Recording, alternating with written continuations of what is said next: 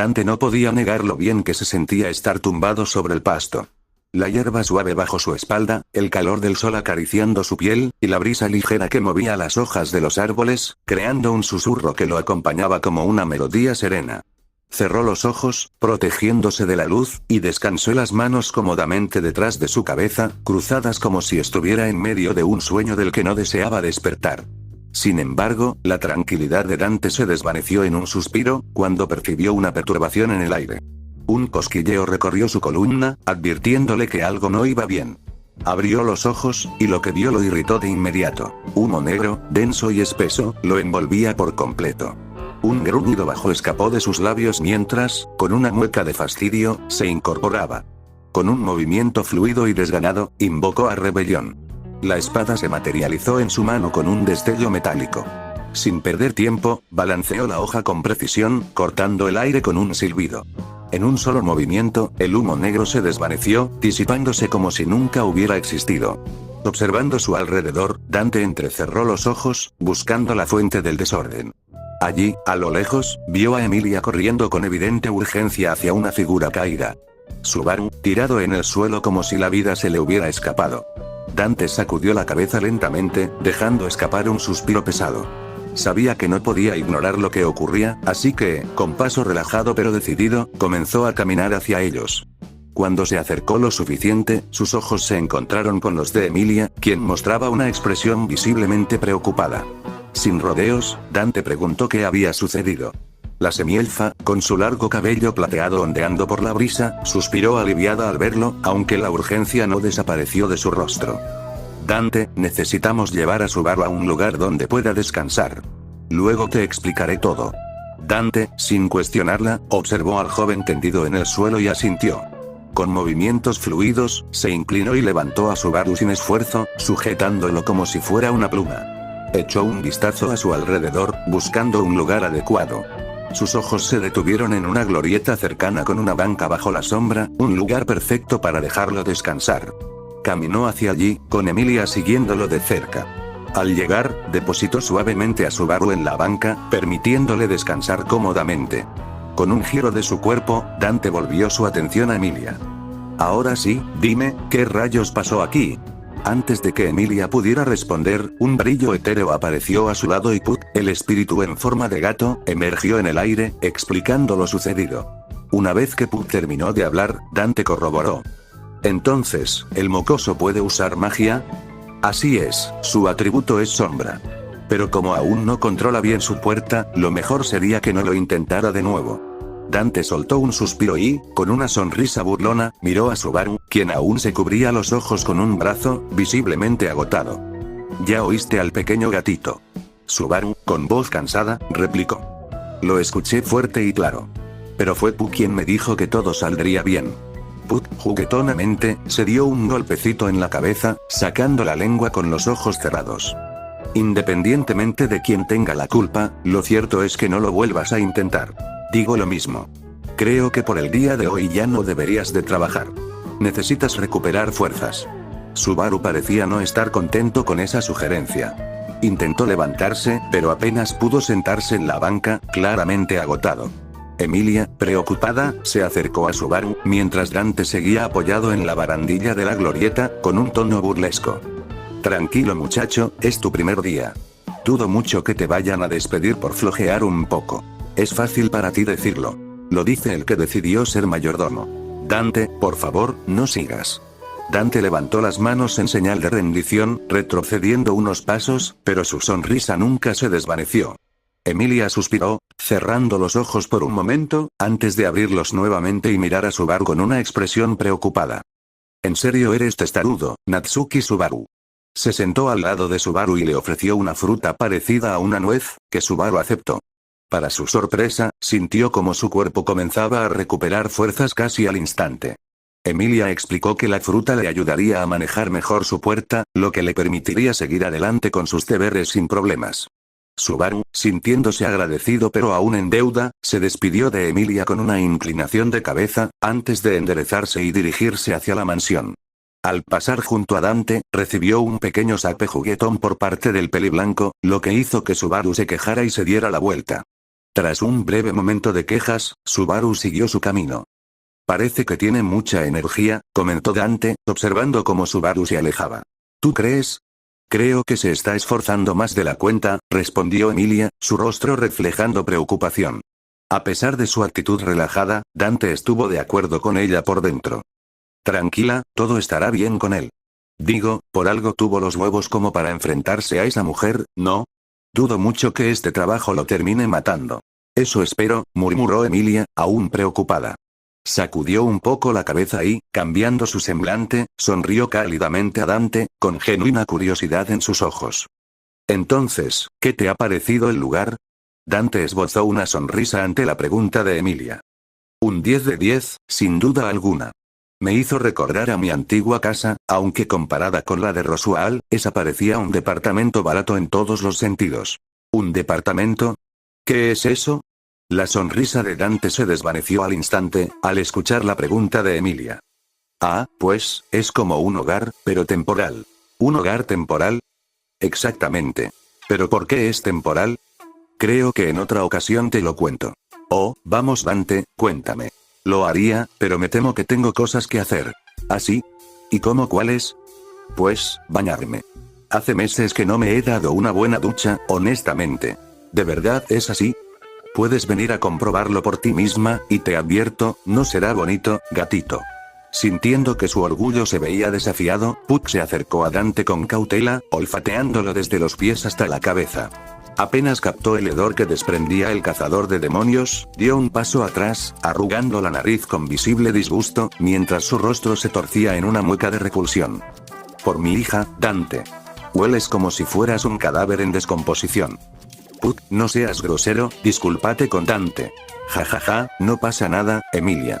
Créeme cuando te digo que he escuchado cosas peores. Aún así, Puck te debe una disculpa. Ya lo escuchaste, Lia. Dante y yo estamos en buenos términos ahora. Emilia, viendo que no tenía caso insistir, se rindió, dejando escapar un pequeño suspiro. Eres alguien increíblemente despreocupado, ¿lo sabías? Me lo dicen todo el tiempo, respondió Dante, encogiéndose de hombros con una sonrisa relajada. Sin más, les hizo un gesto de despedida, y se encaminó hacia la mansión. El camino de regreso fue tranquilo, y una vez dentro, Dante dejó que sus pasos lo guiaran sin rumbo fijo por los pasillos de la imponente residencia. Aunque había usado la excusa del baño para evadir la conversación, no rechazaba la idea de darse una buena ducha. Sin embargo, su curiosidad se encendió cuando una extraña sensación recorrió su cuerpo, un leve cosquilleo en la nuca, que le indicaba que algo interesante se encontraba cerca. Se detuvo frente a una puerta en uno de los incontables pasillos de la mansión, observándola con interés. Había algo detrás de ella, algo que despertaba su instinto cazador. Sin pensarlo demasiado, agarró el pomo y lo giró, ingresando sin ningún tipo de aviso.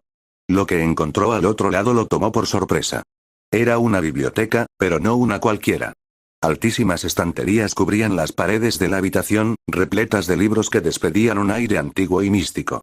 El olor a papel envejecido y tinta impregnaba el ambiente, y la luz tenue de las lámparas flotantes, le daba un aire aún más misterioso al lugar. Dante silbó suavemente, impresionado por la cantidad de conocimiento almacenado en aquellas páginas. Sin embargo, su atención no tardó en posarse en la diminuta figura que se encontraba sentada sobre un taburete, con un grueso libro en sus pequeñas manos. Beatrice, con su inconfundible vestido rosado y sus largos rizos dorados, ni siquiera se molestó en levantar la vista de su lectura. Solo dejó escapar un profundo suspiro de fastidio, antes de dirigirle una mirada severa y carente de emoción. Ya decía yo que este día estaba siendo demasiado tranquilo, supongo. Su tono rezumaba irritación, como si la simple presencia de Dante fuera un inconveniente en su meticulosamente planeado día. Él, lejos de sentirse ofendido, solo sonrió con diversión. ¡Qué recibimiento más cálido! Casi me hace sentir bienvenido. No recuerdo haberte dado una cálida bienvenida, supongo. Dante dejó escapar una risa ligera, cruzándose de brazos mientras la observaba con una expresión entretenida.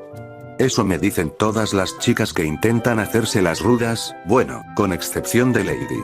Beatrice chasqueó la lengua, volviendo la mirada a su libro con evidente fastidio. Tampoco te pedí que me contaras sobre tu corta e insignificante vida, supongo. Dante soltó un silbido burlón y llevó una mano a su pecho, fingiendo estar herido. Vaya, qué directa. ¿Así tratas a todos los invitados o solo a los tipos guapos como yo? Beatrice ni siquiera se molestó en responder. Mantuvo la vista fija en su libro, pasando las páginas con indiferencia, como si Dante no estuviera allí. Su silencio era una clara declaración. No tenía intención de prestarle atención. Dante, lejos de desanimarse, arqueó una ceja y dejó escapar un leve suspiro. En fin, ¿qué se supone que es este lugar? Beatrice soltó un suspiro aún más pesado, como si su paciencia estuviera siendo puesta a prueba. Sin apartar la vista de su libro, respondió con su característico tono de fastidio. Estás en mi cuarto multipropósito que... Estoy bromeando, querida. Ya sé que es una biblioteca. Solo quería ver si reaccionabas. Beatrice finalmente apartó la vista de su libro, clavándole a Dante una mirada de fastidio y exasperación. Eres incluso más molesto que ese mocoso, supongo. Dante dejó escapar una risa breve, cruzándose de brazos con una expresión divertida. ¿Te refieres a Subaru? ¿De quién más iba a estar hablando? Como sea, si solo viniste a arruinarme el día, te pido por favor que te largues. Por una vez, Dante estuvo de acuerdo. Había tenido suficiente experiencia con Patrio Huella como para saber cuándo era mejor retirarse. Qué lástima, y yo que pensaba quedarme a charlar sobre la vida, bromeó, llevándose las manos a los bolsillos. Luego, con un gesto burlón de despedida, giró sobre sus talones y salió de la biblioteca sin más. Beatrice dejó escapar un suspiro de alivio, volviendo a concentrarse en su lectura. Con Subaru ya tenía suficiente, pero ahora tenía que soportar a ese otro idiota. Definitivamente, este no era su día. La noche había caído una vez más sobre el reino de Lugúnica, cubriendo sus tierras con un manto de sombras, y un brillo plateado proveniente de la luna llena. Su luz se filtraba entre los tejados de la capital, deslizándose por callejones estrechos y plazas silenciosas, hasta perderse en la espesura de los bosques más peligrosos del reino. Entre aquellos árboles, donde todo tipo de mabestias acechaban, se erguía una cabaña vieja y desgastada, un refugio provisional para los miembros de una infame organización de asesinos con sede en Grusteco. Dentro de aquel precario escondite, Elsa Granier yacía en lo que parecía un sueño profundo, su cuerpo envuelto en una simple manta blanca que ocultaba su escultural silueta. A primera vista, parecía vulnerable, casi angelical bajo la luz tenue de la luna, pero la verdad era mucho más siniestra. Aquella mujer, de belleza letal, no era una presa, sino la cazadora. Su mera presencia emanaba un peligro inconfundible, como una flor venenosa que atraía a los incautos, solo para desgarrarlos en un abrir y cerrar de ojos. Su respiración era pausada, pero su mente comenzaba a sacudirse del letargo. Lentamente, sus párpados temblaron antes de entreabrirse, revelando un par de ojos violeta, que reflejaban la escasa luz de la cabaña. Por un instante, la confusión nubló su mirada. Lo último que recordaba era el rugido atronador de los misiles disparados por Dante, su calor abrasador acercándose a una velocidad imposible de esquivar. Primero el impacto, luego la oscuridad, y ahora esto. El silencio de la cabaña se rompió con un leve susurro de la manta blanca cuando intentó moverse. Un gemido apenas audible escapó de sus labios, mientras sus músculos adoloridos protestaban por el esfuerzo. No tardó en darse cuenta de que no estaba sola. ¿Por fin despertaste, hermana? La voz infantil resonó en la habitación, cargada de una mezcla de alivio y una pizca de travesura. Elsa no necesitó girar su rostro lentamente para identificar a la pequeña que se encontraba a su lado. Meili Portroute, la domadora de mabestias y su hermana menor adoptiva, estaba arrodillada junto a ella, con una expresión entre divertida y aliviada. Sin embargo, en un impulso juguetón, Elsa decidió gastar una pequeña broma. Volvió a cerrar los ojos, dejando escapar un falso ronquido que resonó en la cabaña.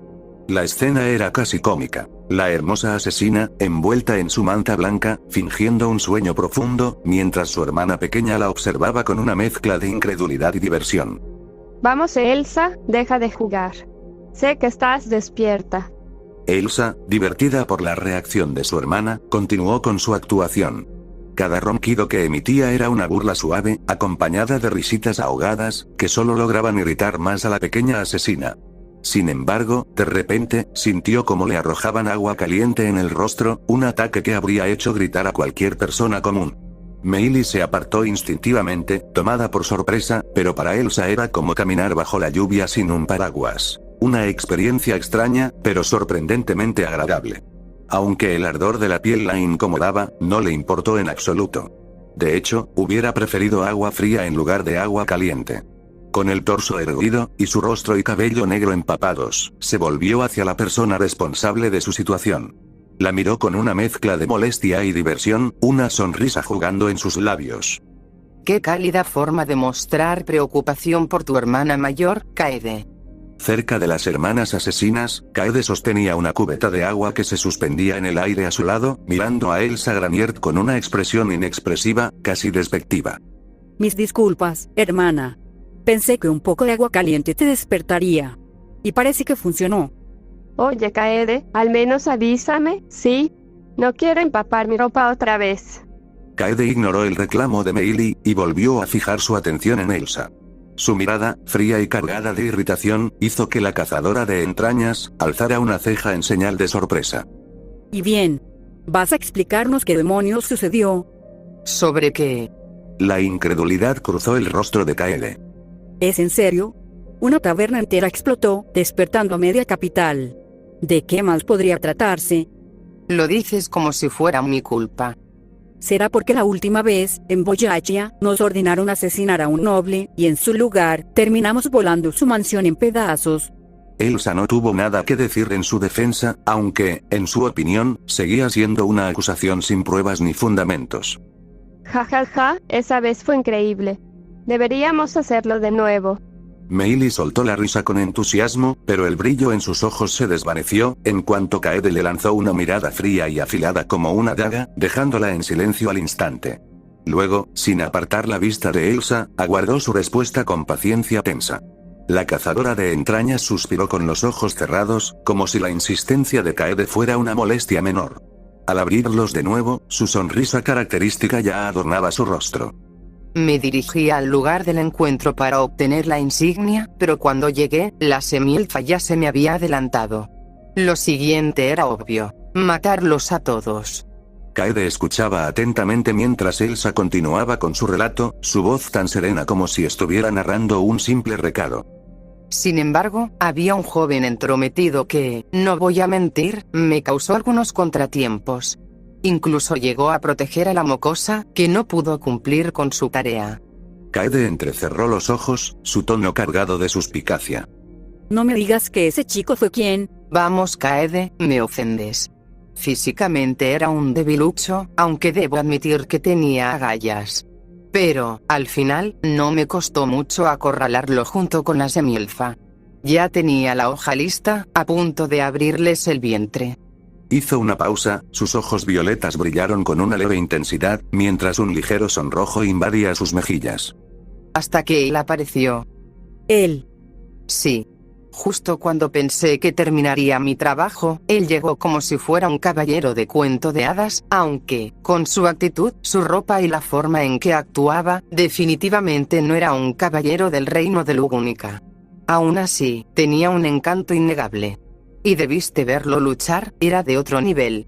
Su forma de moverse, su reacción a los ataques, incluso la confianza que emanaba y el sarcasmo que lo acompañaba, todo eso era majestuoso.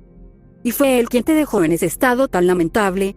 Me temo que sí, aunque no sabría decir cómo terminé exactamente, ya que perdí el conocimiento. ¿Cuánto tiempo ha pasado? Kaede guardó silencio por unos segundos, su expresión inmutable antes de soltar la verdad sin rodeos. Un día, como mucho. La sonrisa de Elsa se desvaneció ligeramente, la sorpresa y la incredulidad reflejándose en su rostro. ¿Hablas en serio, Kaede? Tengo la cara del idiota que te contrató. Lo único que quedó de ti fue una cabeza irreconocible, calcinada hasta los huesos. Tu flor fue lo único que sobrevivió. Si el santo de la espada no hubiera aparecido, habría entrado y despachado a sus imbéciles yo misma. Ante las palabras cargadas de odio de Kaede, Elsa ofreció una sonrisa serena, como un faro de calma en medio de la tormenta. Oh, vamos, Kaede. No te pongas tan dramática. Como ves, sigo vivita y coleando. Kaede puso los ojos en blanco ante la burla implícita de Elsa, pero no insistió más. Fue entonces cuando Meili, con curiosidad genuina, hizo la pregunta que también rondaba en la mente de Kaede. ¿Y cómo se llama ese hombre? Una vez más, la sonrisa de Elsa se desvaneció al instante, como si la pregunta la hubiera tomado por sorpresa. Durante un breve momento, su expresión quedó en blanco, pero luego, el rubor que antes había desaparecido volvió con aún más intensidad, tiñendo sus mejillas de un rojo evidente. Dante. Dante. Sí. Su nombre es Dante. Hijo del Caballero Oscuro, Esparta. Se hace llamar el legendario cazador de demonios. La tan esperada respuesta captó de inmediato la atención de Kaede, quien arqueó una ceja, esbozando una sonrisa burlona, ante lo absurdo del título que aquel hombre se había otorgado. El legendario cazador de demonios. Suena demasiado pretencioso, si me preguntas. ¿Eso crees? Entonces debiste verlo cuando lo apuñalé en el estómago, y aún así, no pude abrir su vientre. ¿Cómo dices? Exactamente lo que escuchaste. Lo apuñalé cuando bajó la guardia, pero mi cuchillo simplemente se atascó. Era como si su carne se negara a ceder. Y cuando él mismo extrajo la hoja, la herida se cerró al instante. Y eso, querida Kaede, es algo que me intriga más de lo que debería. Kaede quedó momentáneamente consternada. Hasta donde sabía, las únicas personas capaces de regenerar heridas, e incluso extremidades amputadas, eran su hermana mayor adoptiva, Elsa Granier, y la líder de la organización de asesinos, Madre. ¿Quién lo diría? Elsa está enamorada. El comentario de Meili hizo que Kaede pusiera los ojos en blanco, mientras Elsa soltaba una risa suave, casi divertida. Ay Meili, decir que Dante me gusta no es precisamente la palabra que usaría. Se llevó un dedo a los labios, pensativa, antes de que una sonrisa perversa comenzara a formarse en su rostro. Pero en cuanto a ver sus entrañas, la sola idea de algún día contemplar las entrañas de Dante se apoderó de su mente, y su expresión adquirió un matiz inquietante. Sus ojos brillaban con un extraño deleite, y su sonrisa se ensanchó con un retorcido entusiasmo. Kaede y Meili se miraron por un segundo, antes de fruncir el ceño con una mezcla de incomodidad y asco. Elsa, de verdad, a veces eres repugnante. Elsa ignoró el comentario de Kaede y, en su lugar, echó un vistazo a su alrededor con curiosidad. ¿Dónde estamos? En uno de los refugios de la organización, cerca de la mansión de Roswell. Mañana, Meili y yo nos infiltraremos en el pueblo cercano a su residencia para eliminar un objetivo. Oh, entiendo. ¿Necesitarán ayuda? No será necesario. Después de tu fracaso, lo mejor será que descanses.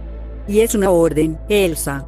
Una vena palpitó en la frente de Elsa, una clara señal de su irritación, al recordar su fracaso en la capital. Sí, había fallado, y no podía negarlo, pero que se lo echaran en cara tan descaradamente le resultaba insoportable. Cualquiera que se atreviera a burlarse de ella acabaría con sus entrañas esparcidas en el suelo. Cualquiera, excepto unas pocas personas. Kaede y Meili eran de las pocas excepciones en esa corta lista, junto con Madre, por supuesto. Esa desgraciada no solo la haría pedazos si osaba levantarle la voz, sino que convertiría cada segundo de su existencia en una tortura inimaginable. Y Elsa no tenía la menor intención de experimentarlo.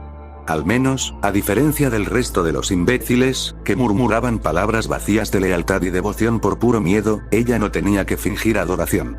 Está bien, hagan lo que quieran. Solo no vengan llorando si meten la pata.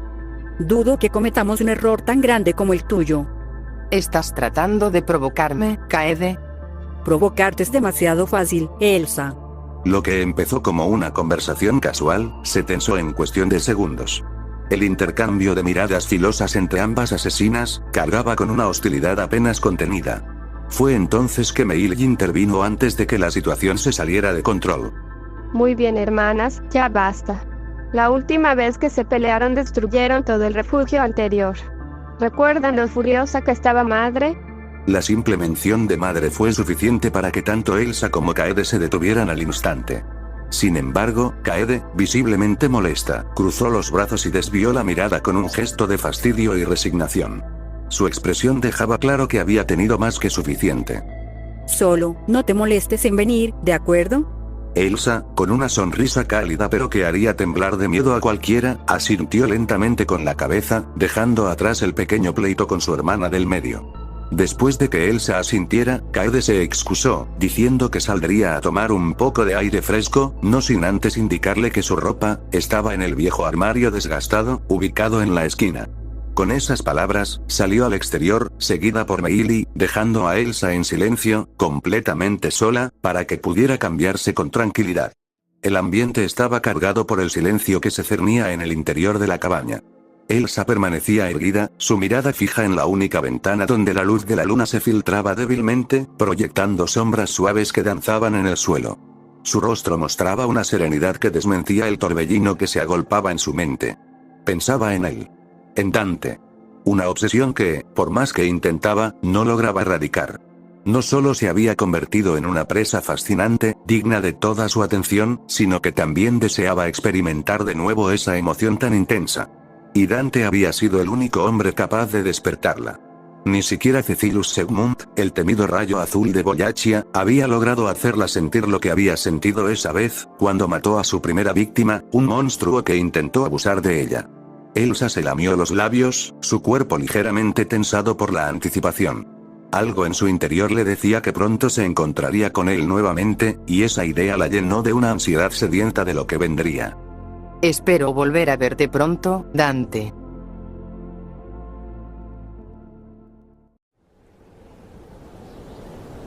Vergil estaba harto de esta tormenta. Ya le parecía absurdo que no dejara de empeorar, y más aún que él estuviera atrapado en medio de la maldita nada, buscando a su hermano menor. Si Dante estuviera con él, seguramente soltaría algún chiste pésimo sobre cómo los noticieros nunca aciertan con el clima, o alguna otra tontería por el estilo. Y aunque nunca lo admitiría en voz alta, deseaba que su hermano estuviera allí con él. Habían pasado varias horas desde que aniquiló sin esfuerzo a un grupo de criaturas que, en su mundo, cualquiera habría confundido con los legendarios yetis de las leyendas urbanas. No representaron el menor desafío, los hizo pedazos antes de que pudieran siquiera reaccionar. Sin embargo, lejos de calmar su frustración, aquel breve combate no hizo más que intensificarla. La incertidumbre sobre el paradero de Dante lo carcomía por dentro, y comenzaba a temer que su hermano, ni siquiera estuviera en este mundo. Aún así, no pensaba rendirse sin una certeza absoluta. No podía permitirse el error de dejarlo atrás por una suposición estúpida. Jamás se lo perdonaría, aunque sabía perfectamente que Dante no era fácil de matar. Sin embargo, dejó esos pensamientos de lado, al notar que algo se acercaba desde el frente. En condiciones normales, la tormenta invernal habría hecho imposible percibir movimiento alguno, cubriendo todo con una densa cortina de nieve y viento. Pero Vergil, con su aguda percepción, distinguió una silueta que se aproximaba lentamente. No sabía si se trataba de un monstruo, o de un posible civil perdido, pero no por ello bajó la guardia. Su mano se deslizó con calma hasta la empuñadura de Yamato, aún envainada. La figura, que hasta hacía poco parecía estar huyendo, tropezó de pronto y cayó justo frente a él, a escasos centímetros de sus botas. Vergil entrecerró los ojos. Por fortuna, no era un monstruo. Aunque, siendo sinceros, tampoco le habría importado hacer trizas a cualquier criatura que osara cruzarse en su camino. La persona en cuestión resultó ser una joven de cabello castaño, con el rostro castigado por el cruel frío. No debía tener más de 17 o 20 años. A pesar de llevar ropa lo bastante gruesa como para resistir la ventisca, su cuerpo temblaba, al borde del colapso. De seguir expuesta al clima, no duraría mucho más. Al alzar la vista, los ojos de la joven se encontraron con los de Vergil, el primogénito del legendario caballero oscuro, Esparda. Por un instante, el miedo puro se reflejó en su mirada, hasta que esa expresión se desvaneció, reemplazada por asombro y desconcierto. No era Vergil quien la aterraba. Eso solo podía significar una cosa: estaba huyendo de algo mucho peor. Vergil ya lo intuía. Aquella expresión hablaba por sí sola. Entonces, un sonido apenas perceptible rompió el manto de silencio que envolvía la tormenta: el crujido de una rama quebrándose bajo el peso de algo pequeño. En un instante, su mirada se alzó con precisión y alerta, siguiendo el reflejo de su instinto de combate. La joven también giró la cabeza, y en ese momento, su rostro se volvió blanco como la nieve. El pánico se apoderó de sus facciones, deformándolas con un terror visceral. Aquello que la perseguía ya estaba allí. Lo que apareció no fue una bestia gigantesca ni un demonio deforme, sino un conejo blanco. Pequeño, aparentemente inofensivo, salvo por el cuerno que sobresalía de su frente. Y no era el único. Miles más emergieron de entre la ventisca, iguales a él. Cientos de ojos brillaban como carbones encendidos en la tormenta, repletos de una insaciable sed de sangre y hambre. Una plaga silenciosa y mortal. Vergil los observó, su mirada afilada y fría como el hielo. Sabía que no eran simples animales. Eran depredadores. Y él, por supuesto, no era la presa. Estamos muertos. La voz de la joven, rota por el puro terror, apenas logró abrirse paso entre el aullido de la tormenta. Y sin embargo, Vergil la escuchó con total nitidez. Cada sílaba temblorosa destilaba un miedo tan crudo y visceral, que ni el rugido del viento helado pudo sofocarlo. Y Vergil lo entendía. Nadie en su sano juicio podía mirar a esas criaturas y no temblar. Pero no permitiría que ese fuera su final. No mientras él estuviera allí. Dando un paso al frente, Vergil avanzó con la determinación de un verdugo hacia el gran conejo, una de las 3 grandes mabestias, supuestamente engendrada por la bruja de los celos. Su propósito era claro y absoluto: erradicar aquella plaga de su vista, sin dejar rastro alguno de su existencia. Al ver cómo aquel hombre se dirigía sin temor alguno hacia semejante pesadilla, la joven quiso decir algo, pero no pudo. El terror la paralizaba por completo. Su garganta se cerró, incapaz de emitir palabra, mientras la muerte se cernía sobre ambos como una sombra inevitable. Con cada segundo que pasaba, Anne, porque así se llamaba, no podía hacer más que maldecirse en silencio. Se reprochaba, una y otra vez, haber salido de casa aquel día solo por un inocente paseo. Una decisión trivial que la había arrojado, sin querer, a los dominios del gran conejo, oculto tras esa maldita tormenta que lo disfrazaba todo de blanco. «Mantente alejada, niña». De repente, la voz del hombre de cabello plateado cortó el aire, clara y autoritaria. Anne la escuchó con una nitidez sobrecogedora, como si las palabras estuvieran destinadas únicamente a ella. Al alzar la mirada, se encontró con unos ojos fríos y penetrantes que la observaban sin pestañear, despojados de toda emoción excepto la seriedad más absoluta. La fuerza de su mirada le paralizó el alma, y aunque un miedo visceral la invadió, algo dentro de ella, más allá de la razón, la instó a obedecer sin dudar. Sus piernas temblaron, pero con un movimiento rápido y torpe, se puso de pie y retrocedió unos pasos. No lo suficiente como para perder de vista al hombre que, en ese instante, se erguía como un muro entre ella y la muerte. De alguna manera, la presencia de aquel ser, tan distante y ajeno, le otorgaba una extraña sensación de seguridad. No importaba cuán desesperada estuviera la situación, él parecía desafiar al peligro mismo con una calma casi inquietante. Han elegido a la persona equivocada. Y van a pagar con sus vidas. La amenaza de Vergil, afilada y serena como el filo de su espada, no pasó desapercibida para el gran conejo. La criatura inclinó la cabeza con lentitud, sus ojos vacíos fijos en él, como si intentara comprender a ese extraño ser, que no temblaba ante su presencia. No había razón ni conciencia tras aquella mirada, solo un instinto primordial y despiadado: devorar hasta el último aliento de vida. Y entonces, sin previo aviso, la avalancha comenzó. Una estampida de conejos emergió de la ventisca como una ola blanca y sangrienta, lanzándose hacia el hijo de Esparda con una ferocidad desatada. Sus ojos, encendidos por una hambre infinita, brillaban como brasas en medio de la tormenta. Se abalanzaban con la única intención de desgarrar carne, triturar huesos y borrar toda huella de existencia.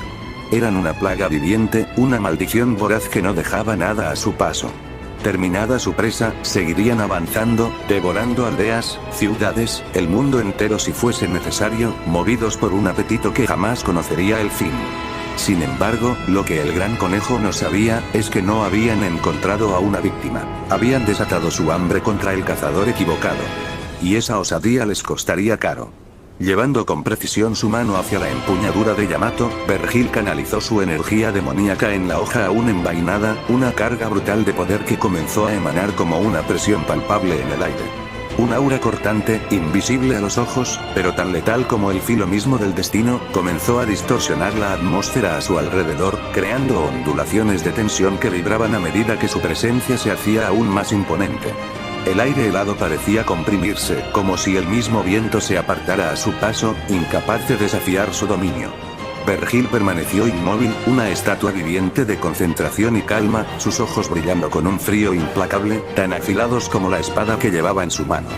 Cada músculo en su cuerpo se mantenía tenso, listo para estallar en un movimiento letal, mientras su mirada no se apartaba ni un segundo del gran conejo, que avanzaba con la furia de una tormenta. El monstruo se acercaba con una sed insaciable, con su hambre desbordada, ansioso por desgarrar carne, triturar huesos, y devorar sin piedad a quien se interpusiera en su camino, como tantos otros habían intentado antes.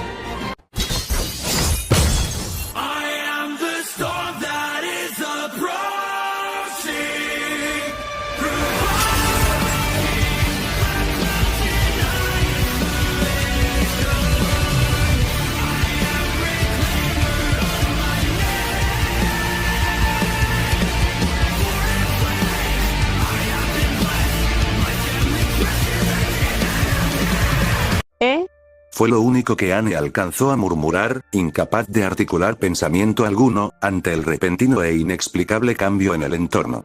La tormenta, que minutos antes rugía como una bestia salvaje desatada, con vientos que aullaban y nieve que azotaba sin clemencia, simplemente, desapareció. No quedó ni rastro de su furia. Era como si jamás hubiese existido. El cielo, ahora despejado, revelaba una luna llena en todo su esplendor, suspendida en lo alto con una belleza que Anne jamás había presenciado. Por primera vez desde que tenía memoria, no había nubes cubriendo el firmamento, ni una sola bruma que opacara su luz plateada.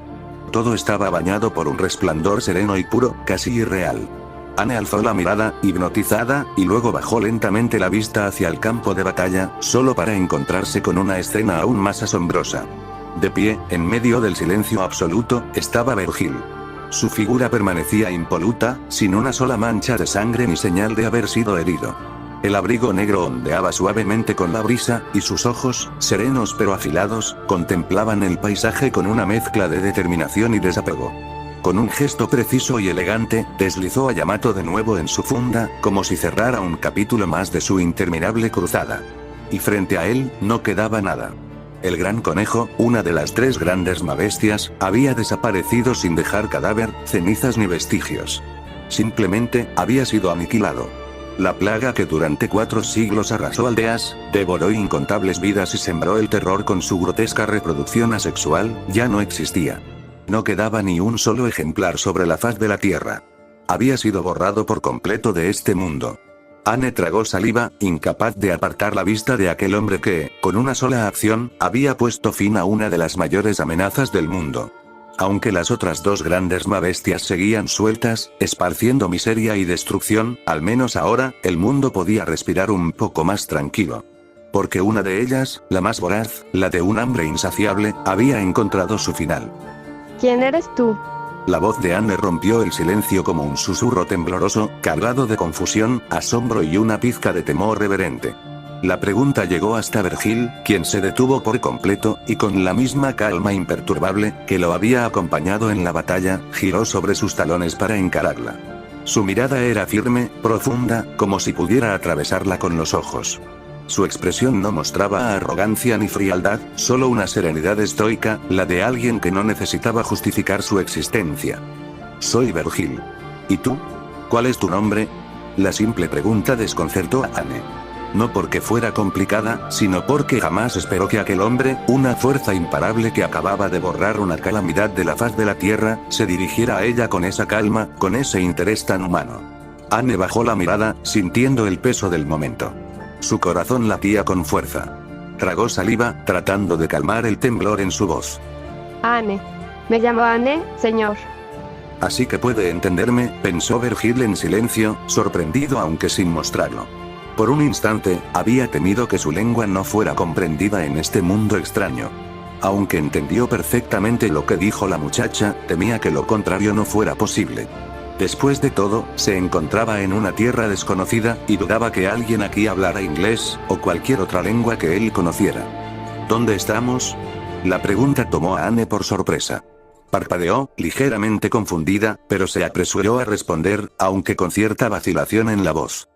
Estamos en Gusteco, señor. ¿Gusteco? Murmuró Vergil para sí mismo, analizando el nombre con una ceja apenas levantada. No le sonaba en absoluto.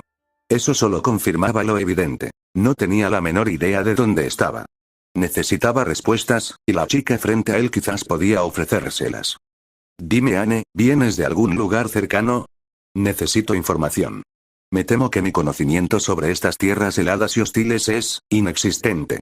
Al escuchar que su salvador estaba perdido, Anne no dudó en ofrecer su ayuda. Sus padres siempre le habían advertido que no hablara con extraños, pero después de lo que había hecho por ella, lo mínimo que podía hacer era devolverle el favor. La aldea más cercana es la mía, señor. Somos campesinos, y casi nunca salimos de nuestras tierras, pero estoy segura de que mi padre podrá ayudarlo. Vergil asintió lentamente, reconociendo en ese simple gesto que no necesitaba palabras. Con un movimiento apenas perceptible, indicó con la empuñadura de Yamato, que Anne tomara la delantera y guiara el camino. Sin decir una palabra, Anne comenzó a caminar, dejando que el silencio llenara el aire entre ellos.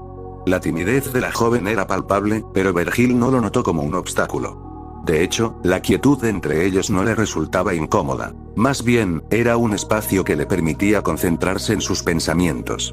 Su mente seguía dando vueltas a la misma pregunta. ¿Dónde está Dante?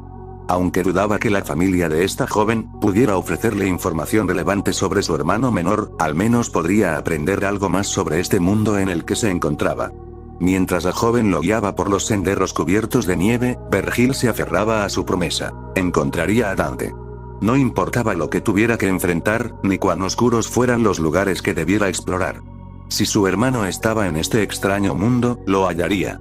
Era algo que debía hacer por él, por la memoria de su padre, por la de su madre. Porque, desde aquella tragedia que destrozó sus vidas, lo que siempre debió haber sido era eso. Ellos dos, juntos, luchando codo a codo como hermanos.